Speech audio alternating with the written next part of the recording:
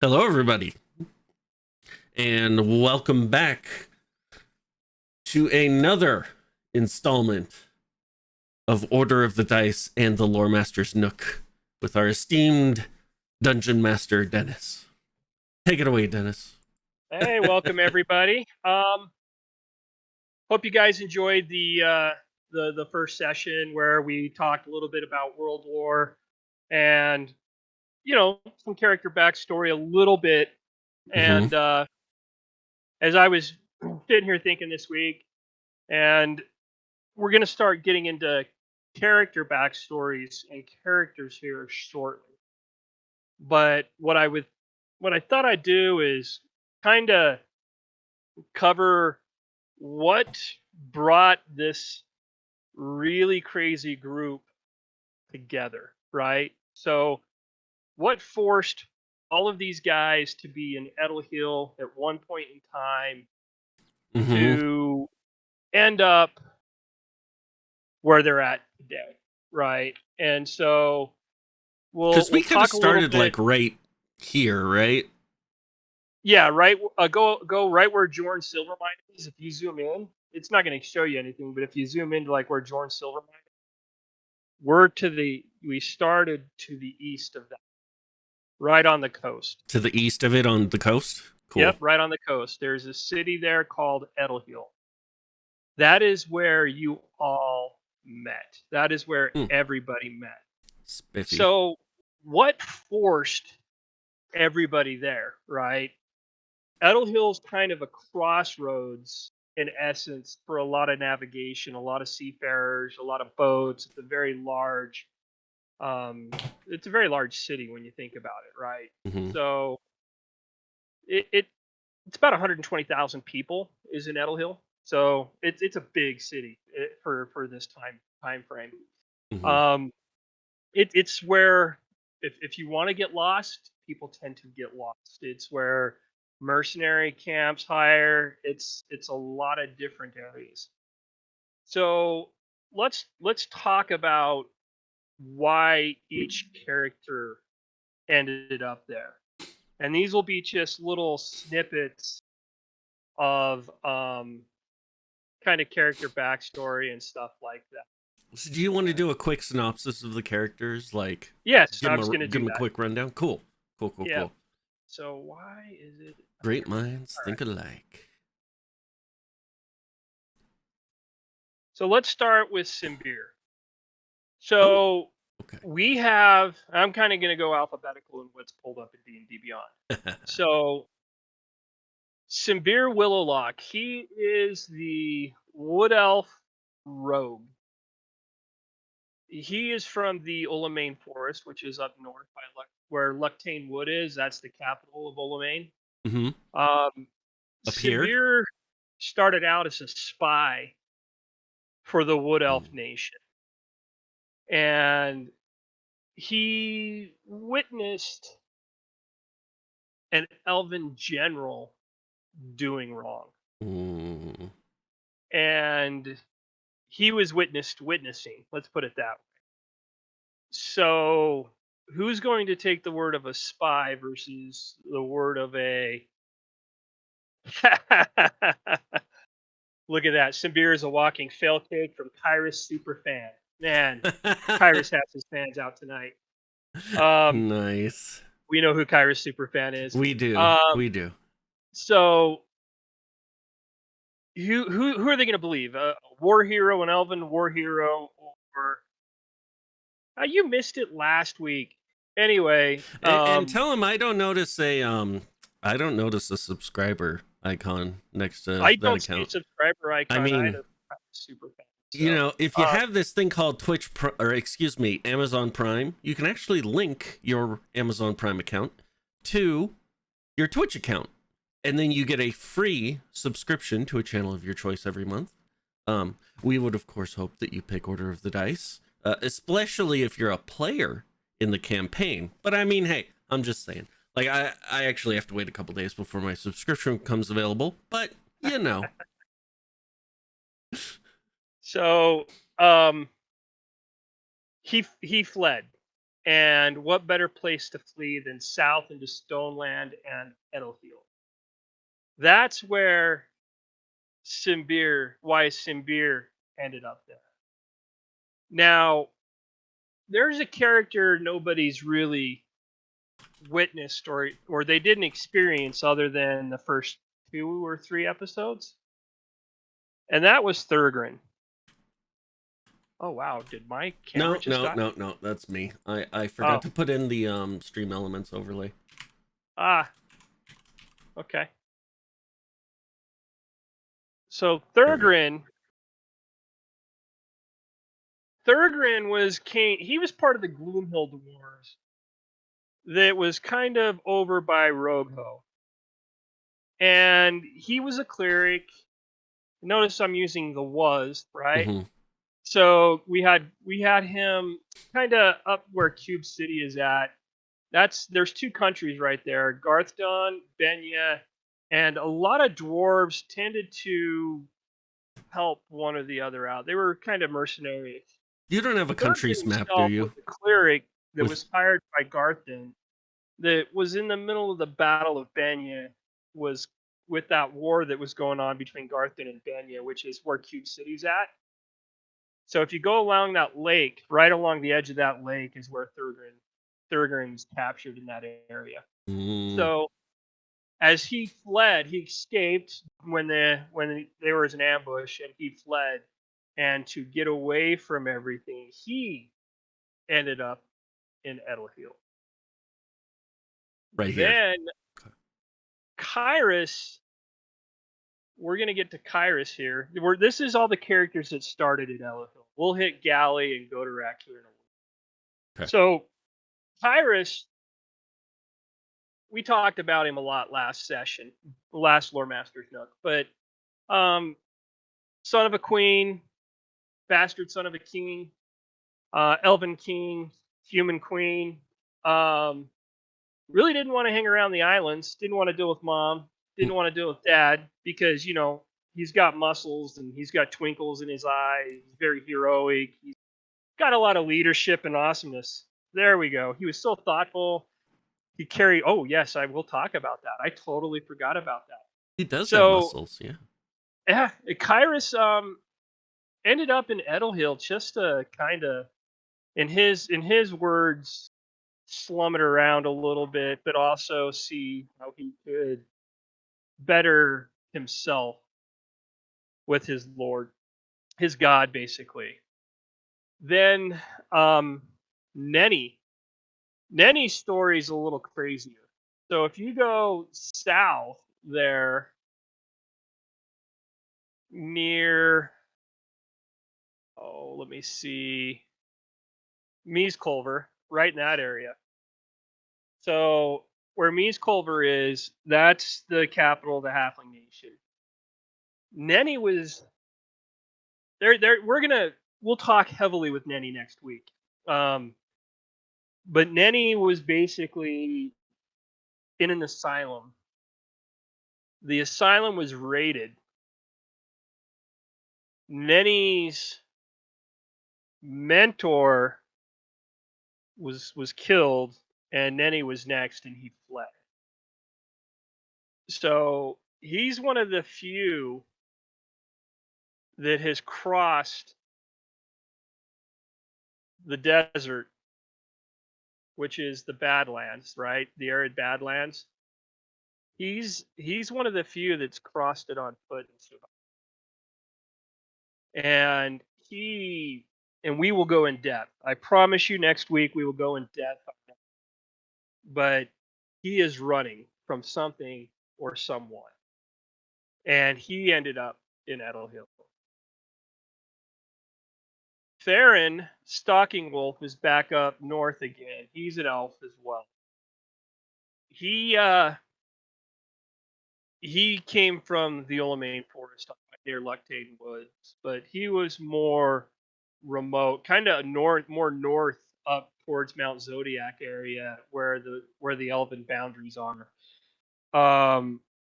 There was a lot of death and strife that he was tied to, but he's on a best thing to say for him is he's on a vision quest, and he kind of goes where the wind blows, right? Like he kind of Mm, takes it where everything kind of guides him where he needs to be, or where he gets his gut instinct or the impulse from his god to do what he needs to do. mm, Um, so those are the main characters that started, which they all ended up in Edel Hill.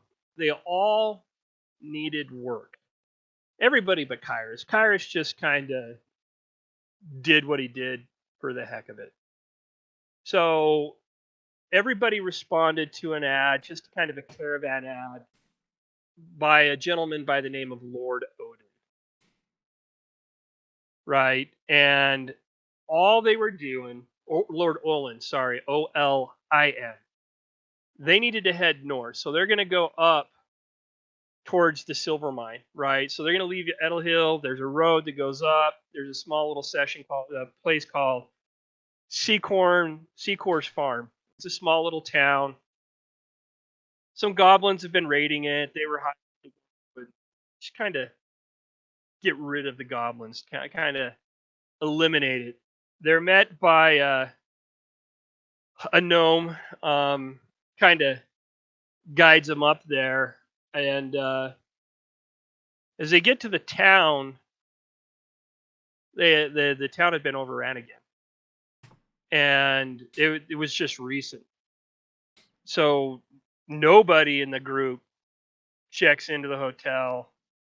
They talk to the gnome they find out is a twin of another gnome, and he runs the inn. They run the inn, and the party takes off, and they're heading to hunt down the goblins. Um, I think it was Theron, and Theron's the one that actually saw the tracks, not even Simbir, but mm-hmm. Theron had a phenomenal role on tracking. Ended up finding the tracks and entering some ruins. Uh, as the group entered the ruins where the goblins are staying, they ran into a couple of wargs. They got beat pretty bad by the wargs, but they ended up killing them. It was loud. It reverberated throughout the ruins. Was that Um, when that dwarven cleric died? no, not yet. So the Almost. party healed themselves here, right? Mm-hmm. Thurgoon healed Nanny. Nanny healed him. Theron healed himself. And then the party decided to head down a hallway, and they found some statues of Thador, the god of destruction. Now, you have to understand, in this world, there's each god has two sides, right? So you've got the good and the bad, right? Good and evil. Each god has a good depiction of themselves and an evil depiction of themselves. So most of them tend towards the good and face towards the good, but there is evil that worships them. Like Thador is the god of destruction. So this had two statues there. One was good, one was bad. Nenny slid around one of the statues and left the party hanging. Because he was a little boy. Yeah, because he's little. Yep. Simbir just decides to shimmy on down the hallway, gets hit by one trap that burns him. He gets flambéed, right? Yeah. Total flambe. Mm-hmm. Not once, but twice. Because he had to come back, right? Oh, wait. He got flambéed 3 times. Was it? Right? Yeah, he got fried 3 times. Almost died. While Nenny was away from the party, he ended up fighting something that got in his head. He didn't know what it was. He was fighting it, and that was it. And the party had to leave the ruins in order to rest and heal Simbir. He was that damaged, right?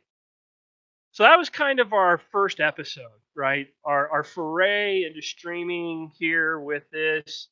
Um, that was kind of the first episode there, and it's not the full episode. I'll say that much right now. The very first episode was on a different server. We didn't save it or record it, but this is the bulk of the true first episode. So as we head back, This was right? our good friend Simbeer right here. Yes. Yep, basically. So as the party wakes up in the inn, they got all healed. They ask questions of the gnome twins, and as the gnomes were kind of talking, and they found out the monastery doors were left open. You guys, that the party didn't close the doors. They found out that the party let a quasit by the name of Vile Tongue loose into the world. Right? They find that the quasit was there. He was trapped there in the monastery by the Brethren of Sator. The party, aka it was actually Lord Kairis, chastised them for not divulging that before they left the first time, which in reality the party never gave them the chance to say that because it was like boom, on their way, right? And so Hey, real quick, we got a subscriber. yeah, we did. It Awesome, looks sort like- of smart. Yeah, thank you. Thank you. Very much appreciated. So this time, as they head back, they slow their roll. They start looking for traps, but they were not prepared for the Warg and Goblin surprise. This is where we had the first party day. The Thurgoon Frostbeard took a critical hit from a Warg with max damage.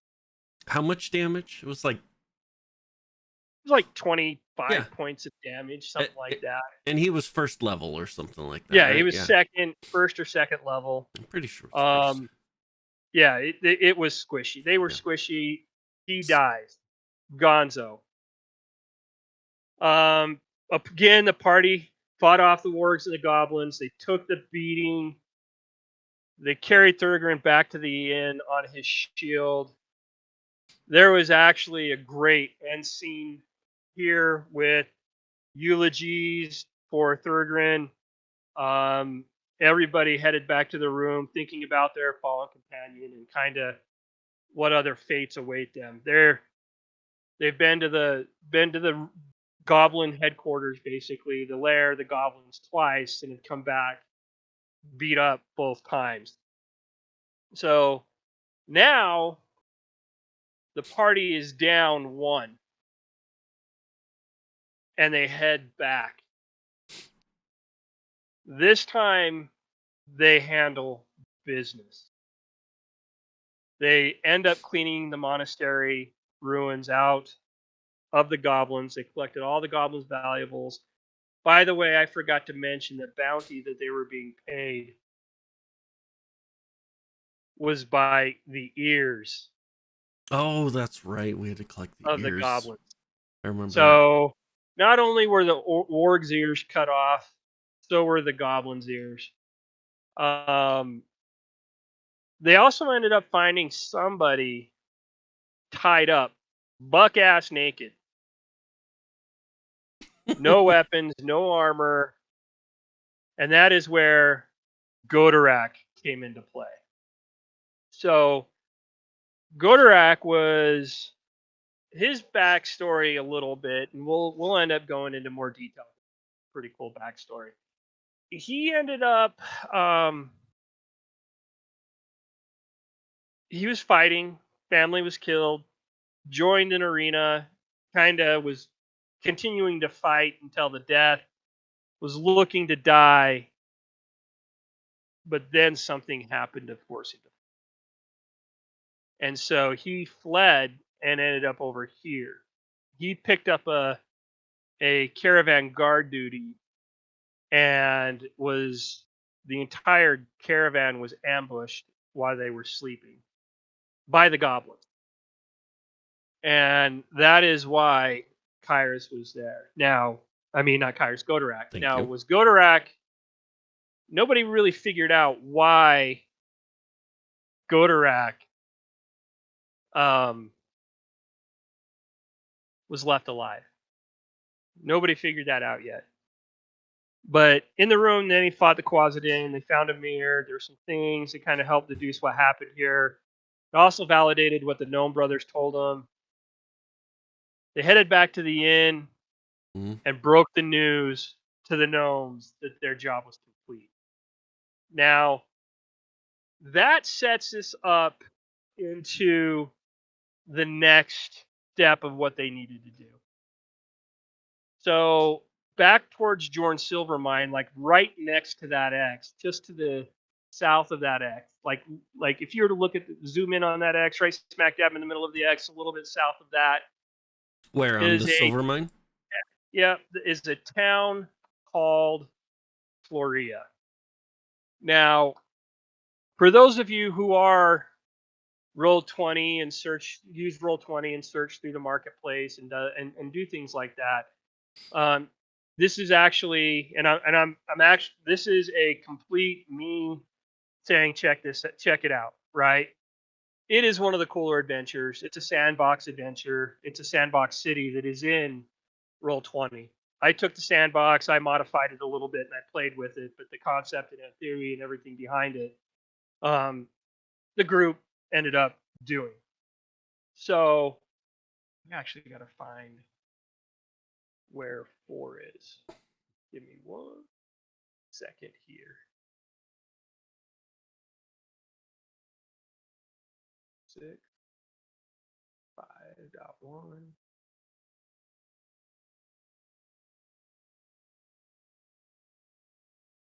Okay, we got a 5. What's that? What you looking at? I'm just trying to find all the right episodes here. Okay. So you can get the Keep recap. my refreshers in my head. Gotcha.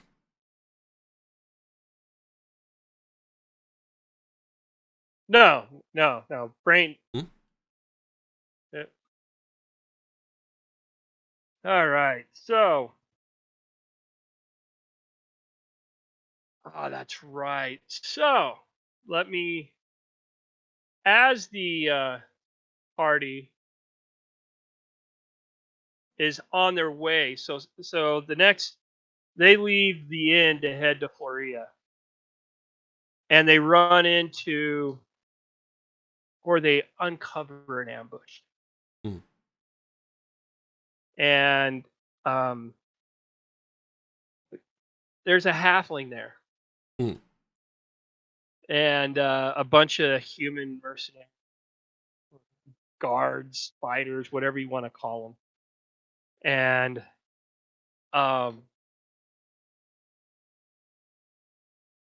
they end up finding out, the group does, and you guys didn't dig into this stuff, which I think is kind of hilarious. They were hunting Nenny, right? And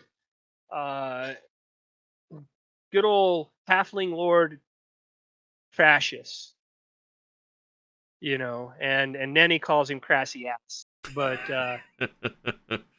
Fascist, that is a halfling that's kind of, he's the one hunting Nenny, and the party disposed of most of them. Cassius fled, leaving one guy behind, and Lord Kairis negotiated his surrender, so to speak, and they ended up capturing him and taking him into the city, which is where they enter into Floria, and they arrive at the Riverwalk Inn. And the Riverwalk Inn is where Lord Olin promised to meet them, so he would pay them. But as they captured KS Strong. It was the one of the Nennies, one of Crassius's, one of his henchmen. Let's put it that way, is who they captured. And so they brought him there. They turned him over to the guard at the gate. And as they get to the inn and they settle down, immediately they start catching gossip. And this town was full of it, right? The one that really was intriguing to the group was Lord Barish's daughter that was kidnapped by werewolves. That was the one that was kind of intriguing. By what? Were rats? By were-rats. Yes. So, they, yeah, and the KSS Strong's laughing. The funny thing in all of that, KSS Strong, is the group really didn't grill Nenny on why this. That's the favorite. That's my favorite part, right? They're just like, oh yeah, we're gonna protect Nenny. Sure that this guy's hot, right? So the party ends up joining into a pretty solid poker game that was being played. As they were playing the poker game and winning and losing and having fun, they did decide that, you know what? While we're hanging around here, let's go find out, because we heard reward in Lord Barish's daughter. So um, they decided they needed to find Lord Barish, pick up some new supplies, and then they could talk to Lord Barish, go in and search his daughter's room, find some clues, some things like that.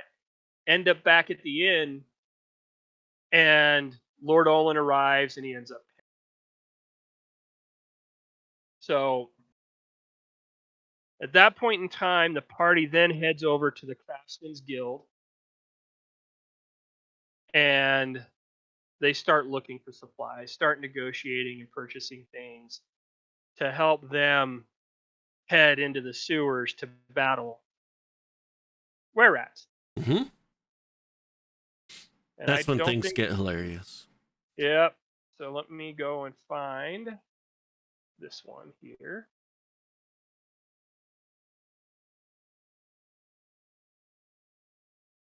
I gotta go and rearrange things here. You're good. What are you pulling up? The episode or? Yeah, I'm pulling up the episodes, but they're not Notated? Cliff Yeah, notes? they're not. Yeah, Well, we they're gotta. notated a little bit, but it also helps me to get some views of things. There we go.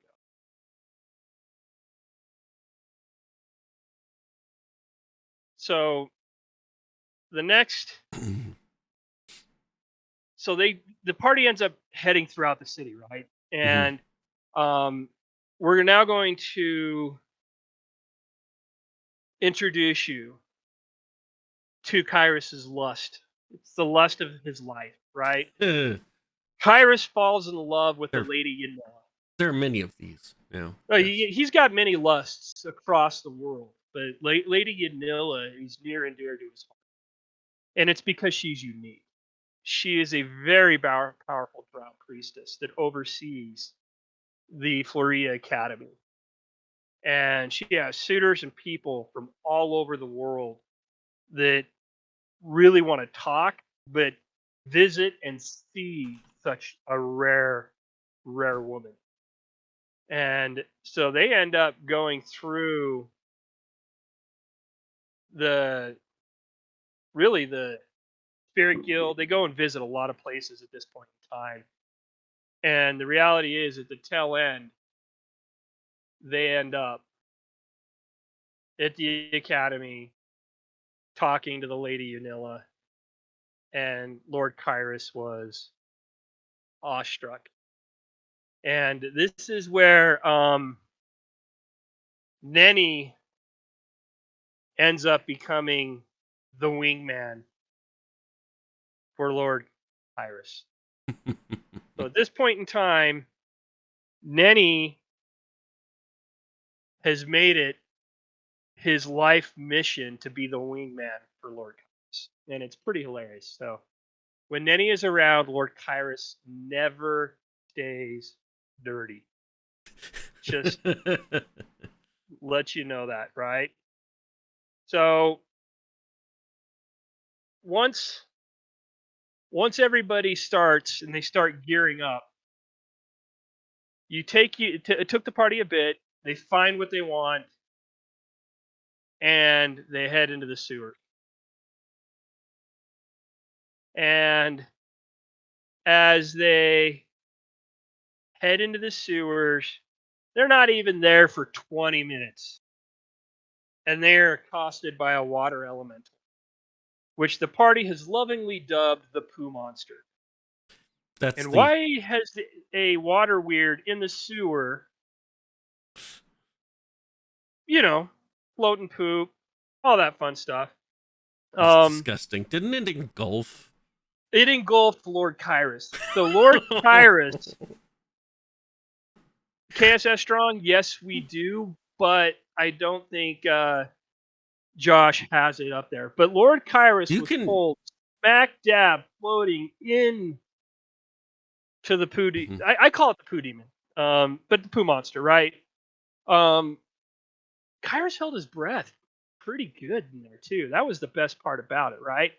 So the party does end up defeating the Pooh Monster, but they had to step back. They maintain the entrance of the sewers here, where they entered the sewers as kind of a staging area, and the battle was one of our favorites because we know Lord Kairos hates being dirty, and he got pulled right into it. So it was a great scene.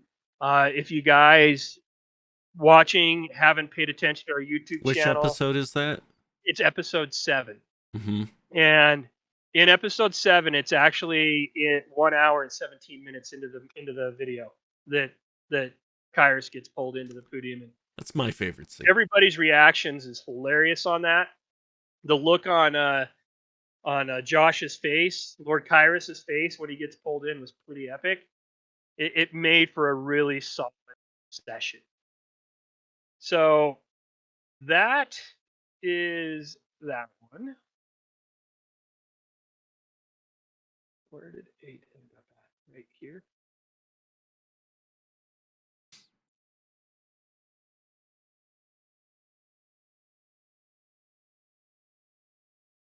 What you looking for? Episode 8. Ah. There's 9. Mm-hmm.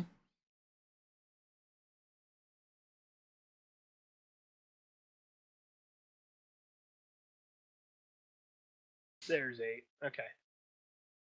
So I got 8 and 9 right here. Mm-hmm. So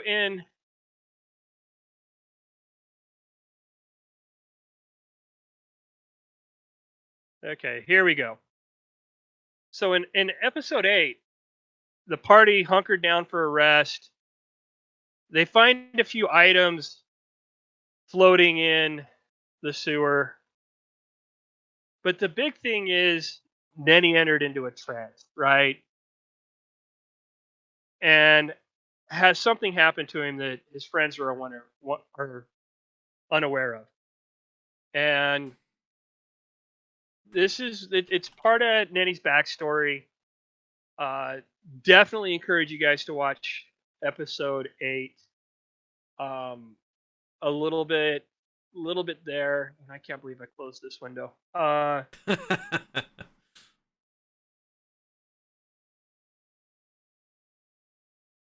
gotta sneeze. Give me 1 second. No, you're good. Just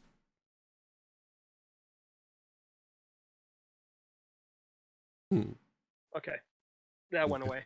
All right.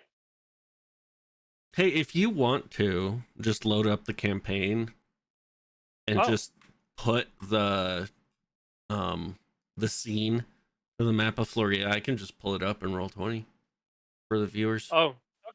Yeah. Yeah. You want me to? Yeah, just drag the flag over to the Floria map, and I'll just pop a browser. Gotcha. Yep. All right. Look at that, KSS Strong. Floria is coming up.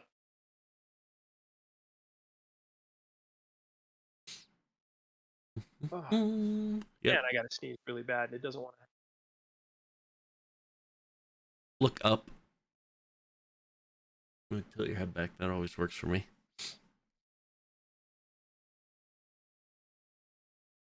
Important things. Comments in the chat if you have any tips and tricks for getting people to sneeze when you got one, then we'll go. Yeah. Might help. Also, questions, guys. For those of you who aren't players or who haven't participated, don't hesitate to ask questions. And I'm willing to pause and answer and do any of that stuff. So there is Floria right there. Now, Kill the turn order too. We're not in initiative order. Oh, let me Sorry. get in and- Yeah. There we go. Cool. Should be gone. Yep, it's gone. So in episode 8, we know that something happened in Nanny's past. So I'm gonna encourage you guys to go watch episode 8. In there. But Nanny was given a warning by a voice in his head at that point in time that not all is as it appears to be, and be wary of Crassus, but there are also others out there, and they all want something. And so at that point in time, I think Nanny realized he's kind of being hunted, and he was given fair warning that. And so the party also, as they continue to walk throughout the sewers, they hit a room, and in that room there was somebody. Yeah, we never figured out who that was, did we? No, you guys didn't. Nope. Cast a darkness spell onto the group.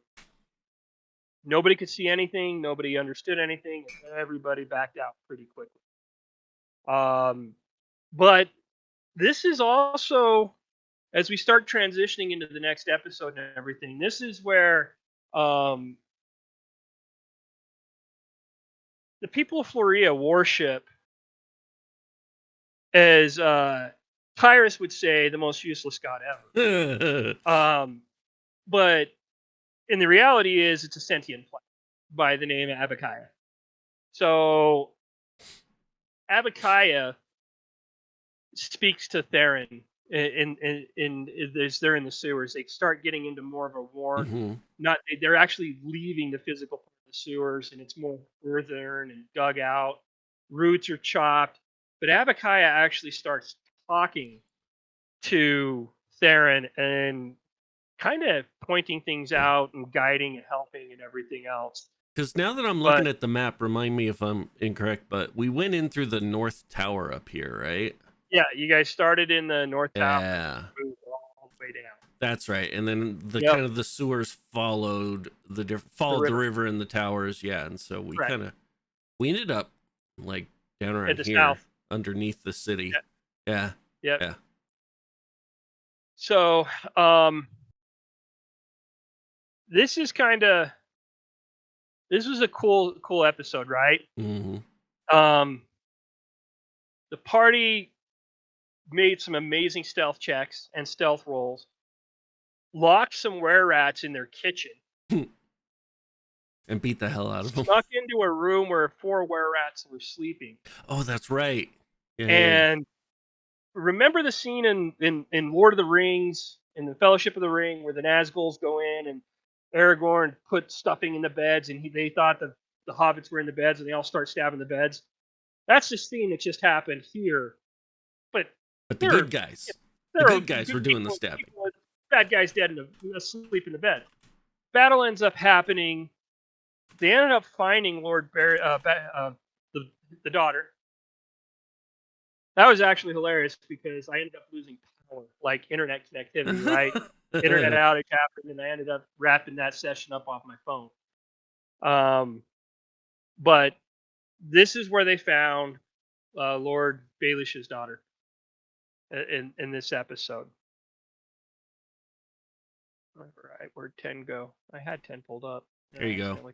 There you go. You know this scene well. We are allowed to do this, so. Yeah. Oh, whoops. That's not. Oh, that's funny. I didn't realize this video is. That's funny. All right, keep going. Yep.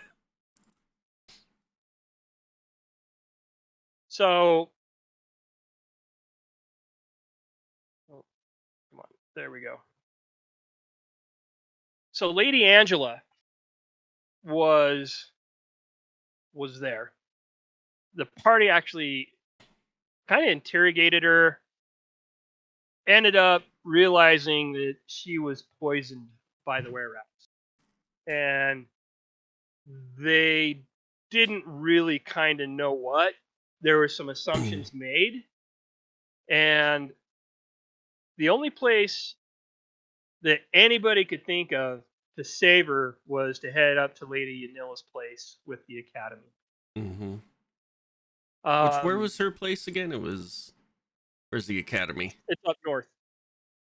That's right, the Florida Academy. Yep, Florida Academy. It's up north with all the right Yep, there. I found it. Yep. So they ended up going up there. The Brotherhood of Itis, which is from the previous session, that's the god of magic here. They ended up curing her of lycanthropy that she was attempted to be poisoned with. I actually think Godorak is the one that made the check on that one to determine that she was sick, and yeah, it was Godorak and Theron. It was kind of a Yeah, combination. I think. didn't we also figure out like that the were rats were like trying to like poison the city? Yeah, Yeah, you guys did, and you guys never they had like found mm, there. Remember, there are casks that were out there too. yeah, but we So had, but didn't Kairis have like some lord kind of deal with that for like? I mean, yes, we were just adventurers, so we left it up to the city government to basically clean up the casks. correct, correct. So hopefully, no more were rats from Yep, drinking poisoned ale. yep. And then Theron and Nenny ended up paying a visit to Abakan, Mm-hmm. and there Theron learned a lot about purpose, Mm-hmm. right? So in her shrine, they learned a lot. Everybody ended up talking to Yanela and learned that she will provide a little bit of help as they headed down to finish off the were-rats, because you guys didn't kill them all initially, right? Mm-hmm. So she provided Brother Razband to Oh, go down my favorite with you guys. NPC. Yep. My absolute favorite NPC NPC. Brother Razband ends up going down and helping out, and Can I describe going. Rasband from my point of view? Yeah, go ahead. He's basically a cleric, so a man of the cloth with like double zero combat experience and just happy to be alive. Just like he's like, wait, adventurers are gonna take me like down to kill were rats? This sounds awesome. Like, and he just was so happy. But his AC, I'm guessing, is like a 9 or a 10.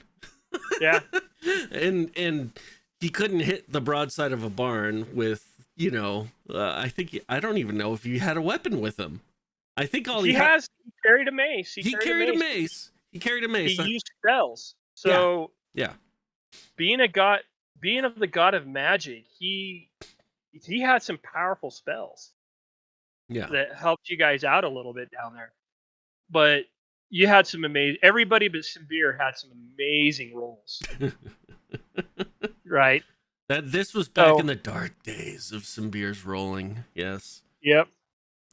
Now I'm going to encourage everybody to go and watch episode 11, because as everybody, this is before they head back down. Episode 11 is they're asleep and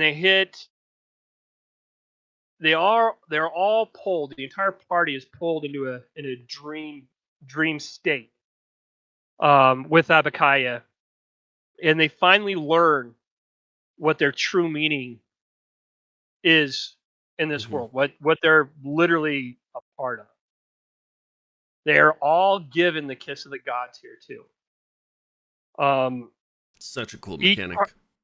Yep, it's a cool mechanic. I can talk about it again. I covered Mm-hmm. it heavily in the last session. Mm-hmm. But every party member had their own unique scenarios, and they all reacted and did something different, and they all realized they've been tapped to do something great if they choose to. Right? There's still free will here. And kiss or grace of the gods, however you want to call it. Um, One of the coolest scenes is the very first part of the dream state with Simbir. Mm-hmm. So I'll talk about it because he ends up appearing in his back in the Elven Forest in his dream state. He sees the general walk into the into an inn, right? And then he sees the general come out of the inn. Which general? The Elven general. Oh, the one that like did the Yeah, bad that's stuff. hunting him. Gotcha. Yeah. Yeah. Oh, okay. Yeah. Yeah. Yeah. So the Elven general's walking down the pathway.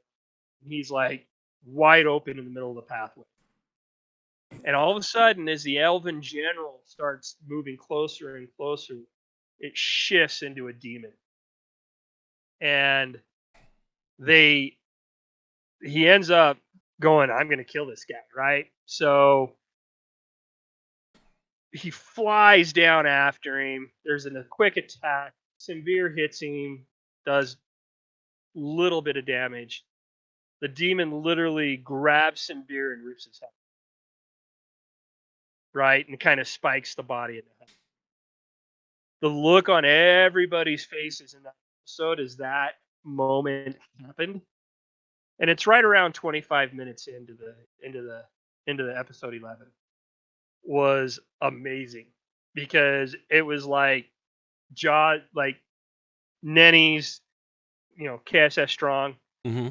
Scott's jaw hit the ground. It was like it was awesome to witness. So that that was kind of the precursor into understanding why everything's happening to the group, right? And then, if I remember correctly, we had some hiccups with episodes 12 because of OBS. No, because of me, and I Uh, forgot to get the sound or wait.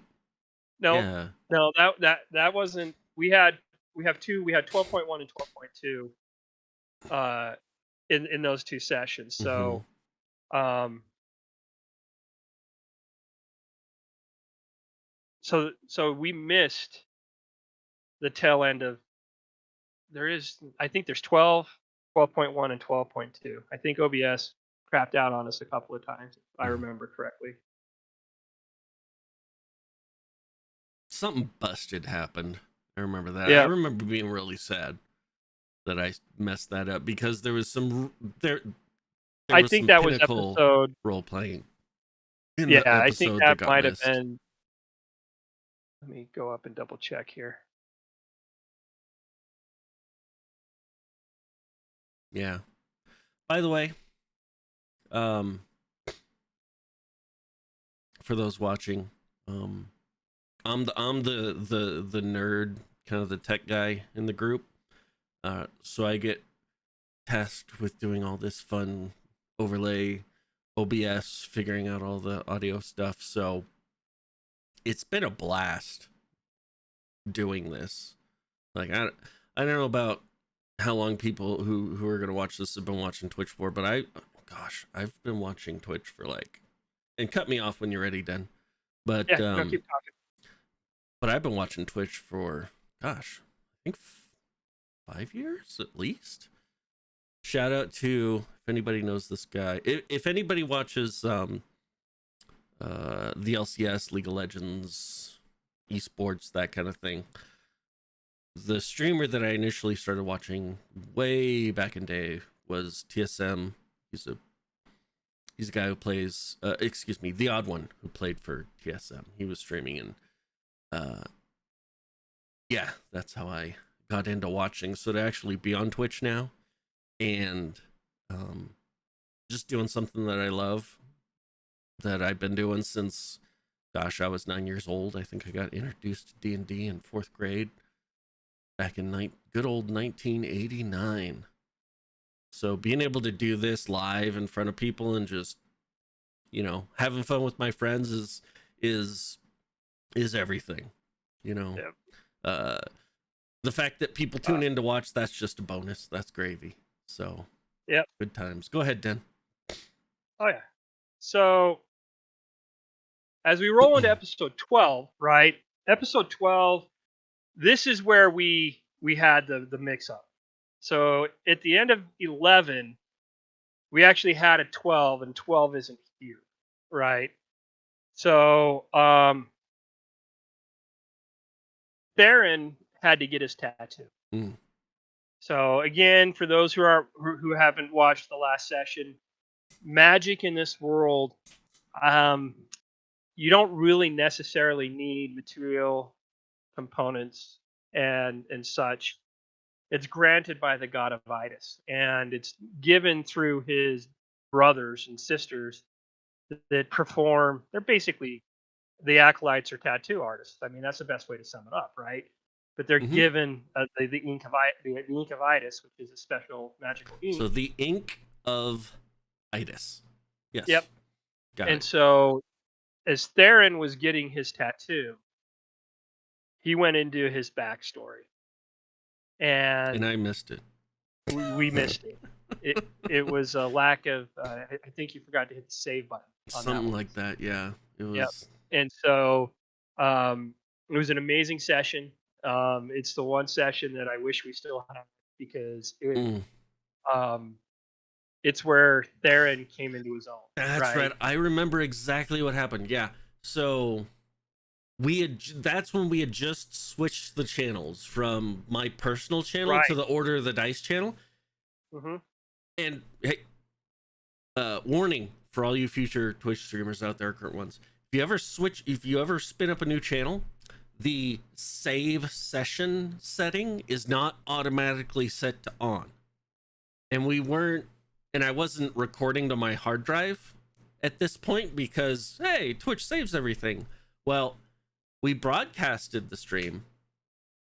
There is no recording of that stream anywhere on Twitch or on anything. So yeah, we're gonna definitely have to, Scott, dive into it on Theron's session.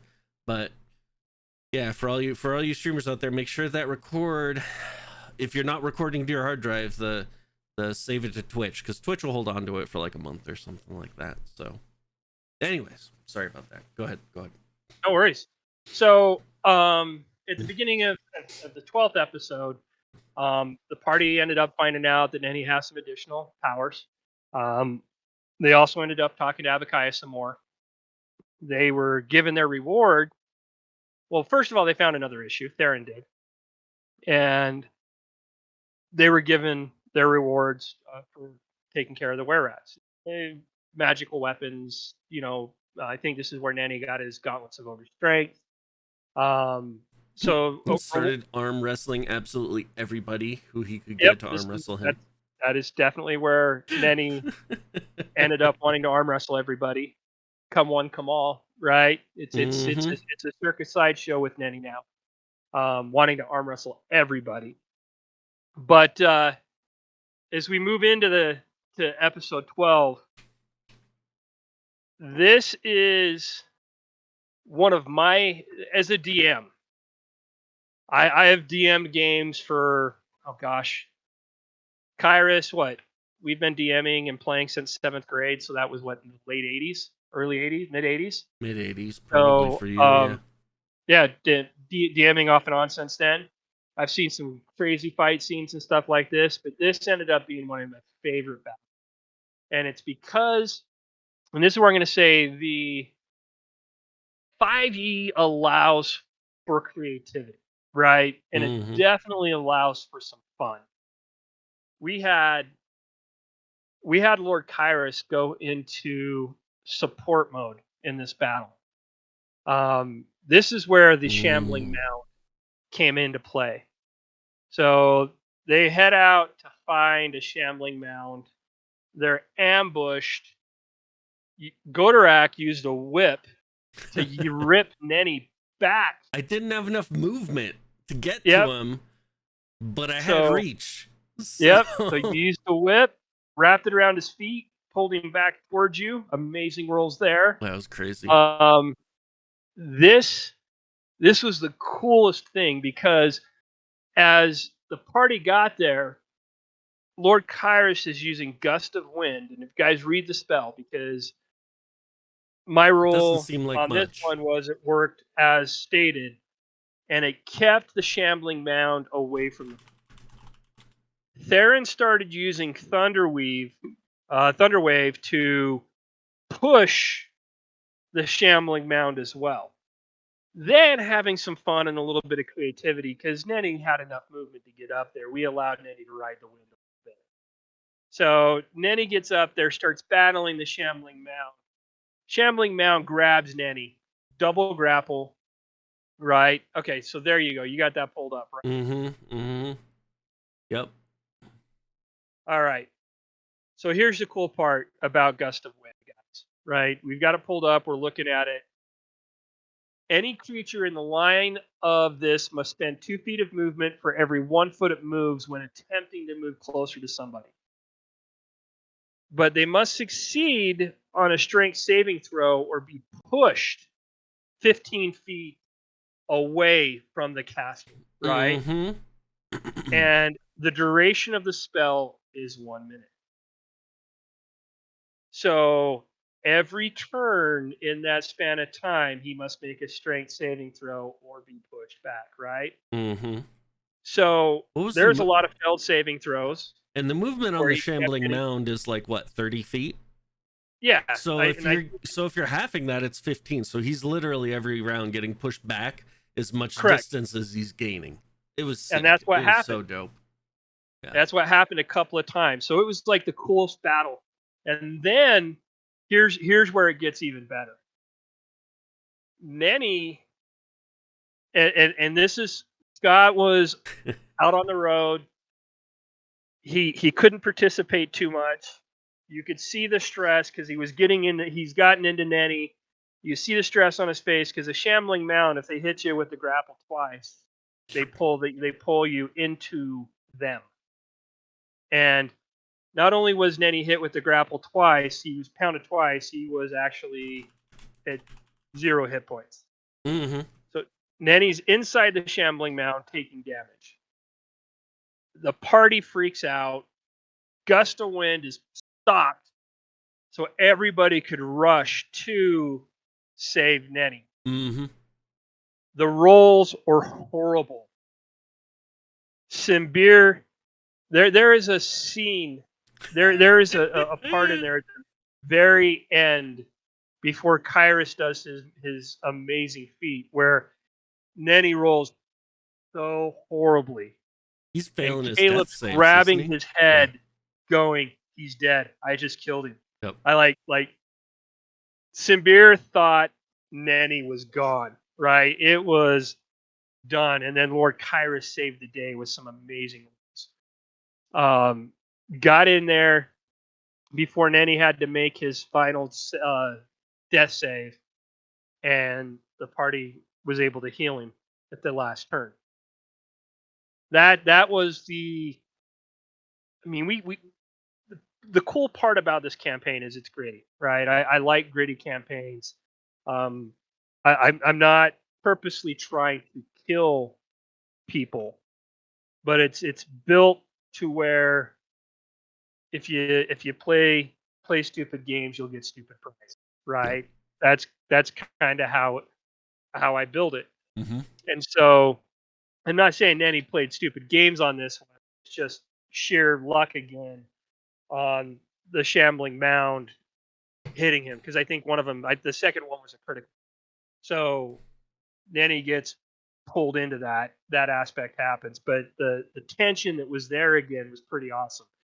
And I know Scott wanted to hurt me at the end of that because he couldn't get super reactive because he was on the road with family and nobody knows how big of a geek Scott really is. So, and as Scott says, Nanny did stupid things because he did. So that was by far the coolest fight we've had as a group. And As I far as what talked, was on the line. yeah, as far as what was on the line, how spells were used, it was perfect, right? I've talked about that fight scene to multiple people in the D&D world, a lot of people online, and they love it because the first question you get from them is, "You can't do that with Gust of Wind," and I'm like, "Read it, right?" And I'm like, "Read it," and then I go, "Oh wow!" Like they never really realized the basis that Gust of Wind could be used at. So it was phenomenal. Smartest use of it. Josh, Lord Kairis gets prop for that, right? And then we hit our first live session together as a group. We meet at Theron's house. We have the live session. It wasn't the best stream. We'll admit it, right? The noise wasn't the best. I think we streamed from your cell phone. Yeah, yeah. We just did it So, to have an archive of that session. Really, I think. Yeah. no, we've got it. Yeah. We're good. I want to keep it out because it's the growth, right? So as you guys see us and you watched episodes 1 and you're seeing episodes to now, you notice that our overlays have gotten better, our audio has gotten better, our speed at what we do has gotten better. Oh. We're maturing and we're getting better in what we're doing. Our live sessions that we're gonna have are gonna get better. We've spent I'm saying we, but you, Josh, have spent money to help our live sessions be better. And so this is where I'm going to do the shameless plug of, hey guys, if you haven't subscribed, it's going to help us, right? It'll help us grow as a channel and help cover the costs that we're doing some of our live sessions on. This thing right here, shout out to Zoom. It's an awesome piece of equipment for live sessions. Yep. Yes. So in this live session, the party heads back to the inn. And this is where the table becomes a thing. So as the party gets back to the inn, they meet with Abakaya, they meet with the Spirit Guild, they get healed, they're granted the equivalent of a long rest due to the services they provided Abakaya. As they walk into the inn, they're greeted by Caleb's or Simbir's favorite person. They are greeted by the Elven General. And there were Elven warriors here as well. And Simbir immediately realizes this could be his death sentence. But with a nightmare that has only become true, the general dissipated and in his place stood a demon. Elven warriors executed citizens of Floria, and the battle happened. There were flames, fire, spells. The party ended up burning a table with some of the spells that were cast. The inside of the inn was just demolished. And the guard came. I mean, it was tough, man. There is a half giant and a dwarf bouncer group buddies that are sitting outside that couldn't get in because the doors were locked and barred magically as well. The party ended up dispatching of the demon and finding some things out, right? And that was a pretty crazy session and fun. But the shock on a few of your guys' faces is the elves actually executed citizens was pretty solid there. I will admit. So that was 13.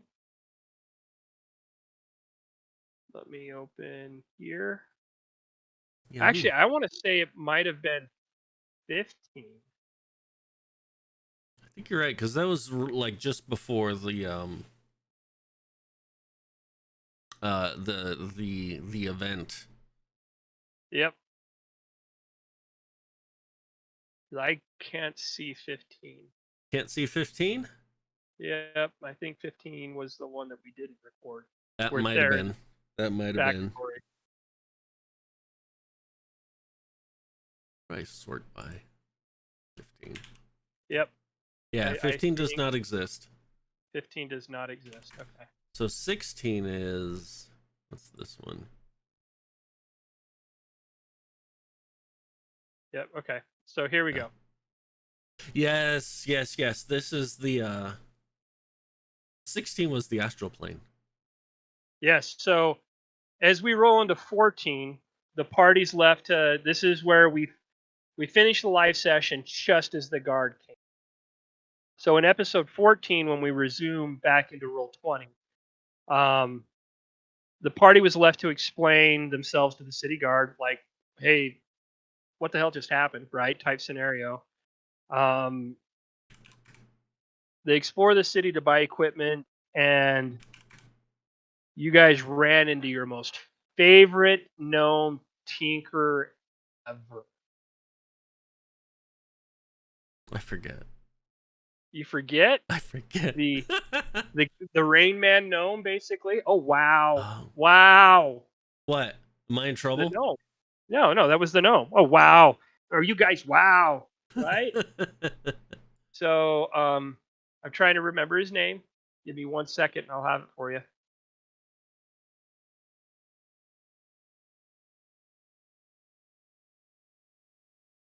Here it is. You pulling it up? Yeah, I'm getting his name. Nice. Um, Because he was what? Silvering our weapons, or what Gleb, was he? Gleb, Gleb. Gleb the Tinkerer. So Gleb came in asking for help. Oh, And I remember Gleb now. Yes. yeah, Gleb created a black ooze, remember? On accident. On accident, because he was trying to help, right? He was trying to clean the city up, right? Or Yeah. something? Yeah. It was part of to help the sewers out and everything else. But Yeah. this was a unique black ooze, right? Yeah, he was trying to, do waste removal. Yes. So there's two things that are happening. One, the party found out about some murders taking place at the lake, Mm-hmm. right? Yeah, over And this lake, right? Sage Lake? no, Was it it was Sage Lake, or Moon. where was it? It was go to the left. Oh, Moonstar Lake. Okay. Moonstar Lake. Yep, it was at Moonstar Lake. So over there at Moonstar Lake. Mm-hmm. And so the party was heading over there to find out about the murders that were taking place. Mm-hmm. And on their way over, they ran into the black ooze. Right? Yep, that And number so they ended popped up on the fighting the random black encounter. ooze. And it was a unique encounter because uh, if you don't realize, every time you hit a black ooze, it splits and it's reduced, and the hit points are reduced, right? So you do damage, but let's say the black ooze has 80 hit points, right? You hit it once, it does 5 hit points to it, or let's go 10. This Was it a simplifies. black ooze or a black pudding? It was a black ooze. Okay. So when you hit it, let's say you do 10 points of damage, it's at 80, it splits. At 70, now you have a 35 and a 35 hit point, two of them. And if you attack the 35, it splits and you have, let's say, 17, right? So it Mhm. continues to split and attack. And this one was a little unique because it was called a gold eater. A what? And a gold eater, it Mhm. ate gold. So the party ended up getting, I think, a lot of gold out of him, if I remember correctly. Yes. He dropped a ton. Yeah, but he also did some serious damage to one of you, or a couple of you. I forget, because I'm looking. I can't find him Because on Beyond.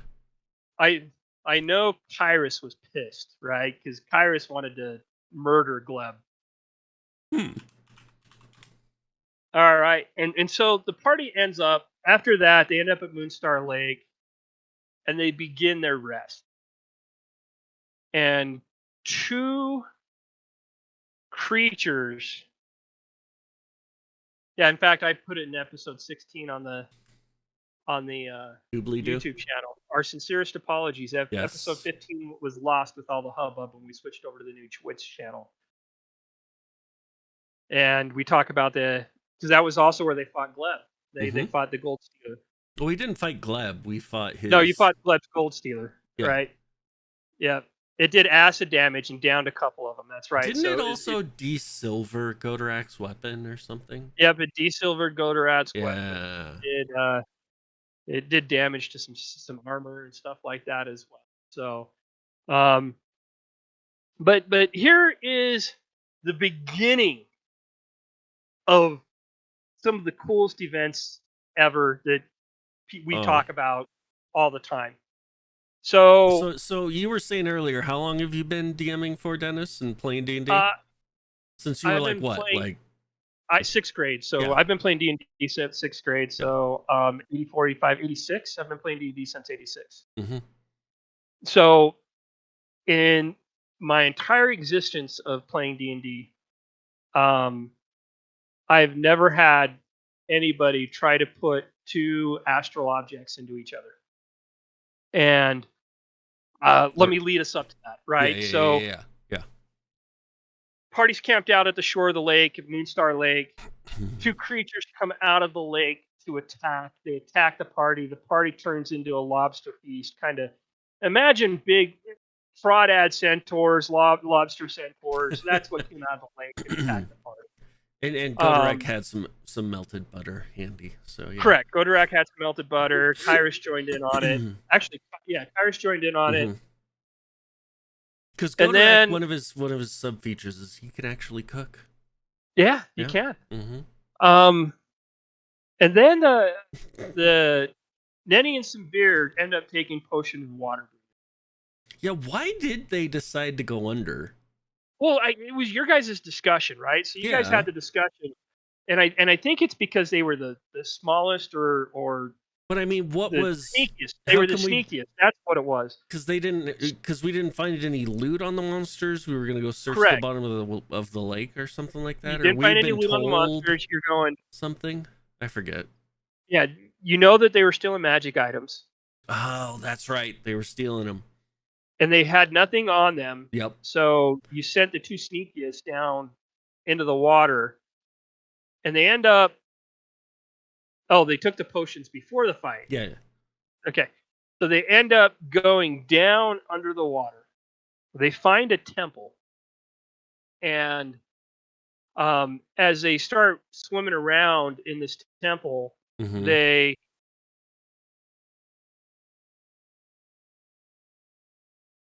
Yep. They find the treasure room. Mm-hmm. And Nenny finds a bag that looks like Theron's, right? Which is a bag of holding. Because that's what Theron took as one of his rewards. I thought he found the portable hole. No, he found the bag of holding. And what he did is he just took all the treasure, which was the weapons, the portable hole, all of that, and slid them into the bag of holding. Because he had a bag of holding from before. In the treasure hall was a portable hole. So, and so the portable hole, nobody realized was there. So Nenny slides it in there. The portable hole interacts with the bag of holding and creates a portal to the astral plane. It's canon. It's lore. It's actually in the books. Yep. So you've got two 4th or 5th level characters. What level? I think you guys were 5th level just here. Were they even? I think you were 5th at this point in time. But you have two 5th level characters floating about in the astral plane, right? Now, if anybody does any kind of research whatsoever in the astral plane, you're dead. 5th level characters should not survive in the astral plane. So, this is, call it out of character concept, whatever. I reach out to Scott and Caleb and basically say, I need y'all to make new characters, right?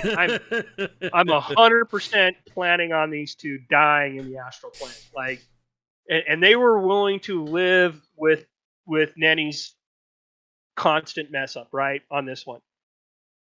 They get into the astral plane, and the talk the barbs between the two, the interaction between the two was comedy. This is I think when Caleb really started to like, just get comfy in Symbir, right? Oh yeah, no, His this is cynicism, where the negativity, he embraced it.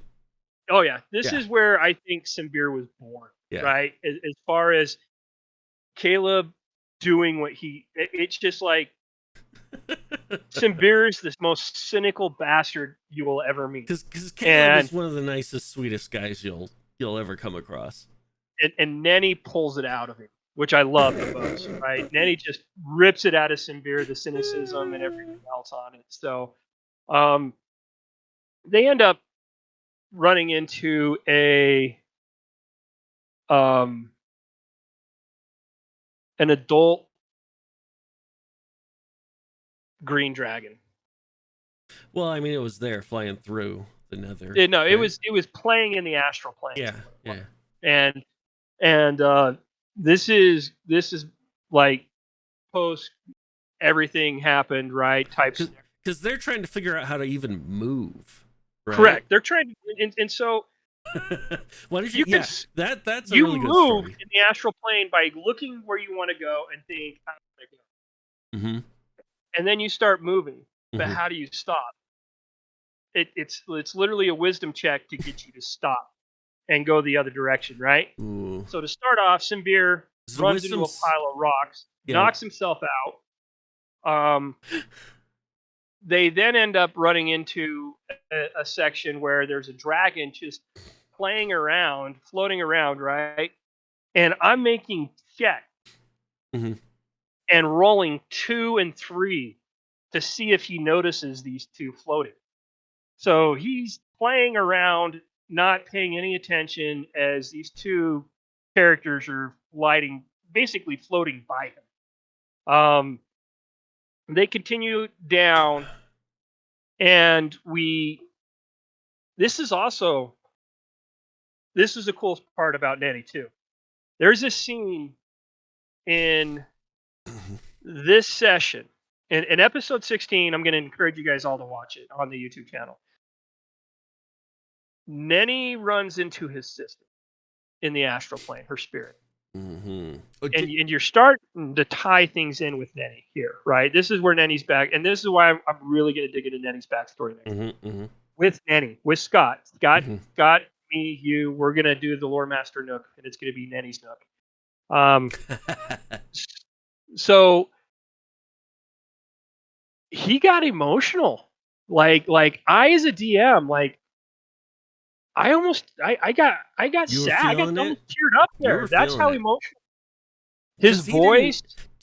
Is Scott still in the chat? Scott, I think Scott still might be If on he here. because Nenny didn't know that his sister was dead, did he? No, Nenny did. Nenny did, but it was somebody else. Okay. I won't. So Nenny did, but how he reacted to seeing her and talking to her and all of that aspect of that role playing was phenomenal. And then he didn't know she was beer, dead, Scott. What's that? It says he didn't know she was dead. Ah, okay. That's what I thought. I wasn't sure. Yeah. So Symbir ran into Godorak's family here too. And they ended up guiding both of these guys to an astral maze. Mm-hmm. And this is where they were supposed to die. Right? This is Oh, the green dragon wasn't enough. Yeah. There's multiple astral gates that randomly change where they go here. So through sheer dumb luck, there's a couple of scary places they ended up seeing in their gates that they stepped into and went nope and noped out pretty quickly and got back. They ended up running into a banshee. Symbir died, was brought back by Nenny. Yeah, how did that even happen? She hit him with a well. Banshee's wells are deadly. That's right. You fail that saving throw with a banshee, and you're done. Godorak has also felt the wail of a banshee. And yeah. recently. And so Nenny saves him, grabs him. They run for another portal. The dice rolls bring them back to the material plane. Now, that's insane. Here's the ironic thing. There's different material planes too. Mhm. So not only did I roll for which plane did they end up in, Mm-hmm. I then Simbir saved Nenny. I got it backward. Nenny was the one that went down. Simbir saved Nenny. So Simbir's the one that shoved the potion of healing down Nenny's mouth to make him better. And then ran through the portal. And then they grabbed him and ran through the portal. So at that point in time, I'm randomizing the material planes too. I was prepared wholeheartedly to take you guys. Hey, Mary. Hey. I was wholeheartedly prepared to take these two to Kryn, to the Forgotten Realms, to Greyhawk. Greyhawk. Dark Sun. I mean, yeah, anywhere. Dark Sun. I was wholly prepared to take them in those different directions. I was going, okay, we're gonna have some fun here temporarily. They're gonna die once I take them to one of these worlds, right? That's kind of the thought process. Was gonna happen, but through sheer dumb luck, they ended back up on Verivar. And no they ended fudging, no dice fudging, no dice fudging at all. Sheer dumb luck. I don't. That's the one thing you guys have to learn. Everybody will learn with me is I don't fudge dice. I can't, and the reason being is it's the concept of the game, right? And we're gonna finish with this because we've already been going for an hour. We've been going for an hour and 21. Yep. And so, I'll finish with this. I don't fudge dice, and I don't expect my players to fudge dice. It's the whole concept of the game, right? And yes, we build our characters, and that's the whole purpose of us min-maxing and doing everything we do, right? For what we do. And I've actually allowed you guys to pick which dice you're getting hit with, which dice you're getting saving throws, man, because I've got 5 sets of dice here that I roll, right? And so choose your poison. Yep, I allow you to choose your poison. And with that being said,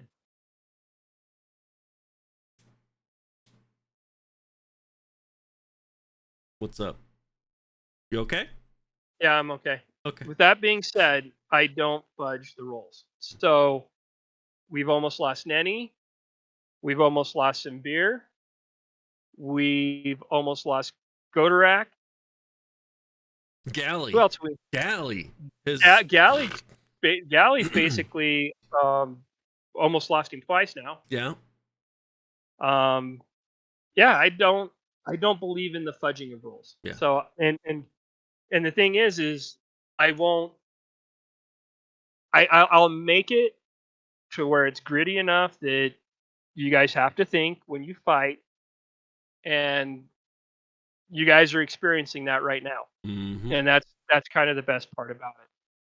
So, this week as we wrap up today, we aren't playing Thursday night this time, guys. Or Wednesday. Reason being, we actually have Sean, who plays Galley, flying in to play a live session with us on Saturday. And when we say flying in, we're all in Utah, and he is on the East Coast. Yep. So, the gnome, Mintra, which we are going to get into his backstory and Galley's backstory, will be remote at that point in time. So, but we will be playing Saturday. We will be playing for an extended amount of time on Saturday. So, tune in on Saturday if you can. We're playing at Scott's Go house. ahead. Right? Yeah. What's that? We're playing at Scott's house too. Nenny's house. Yep, we're playing at Scott's house. So, go ahead, hit subscribe, hit the follow button if you haven't, hit the alert button so you guys know when we're up on Saturday, and we'll see you then. See you, everybody.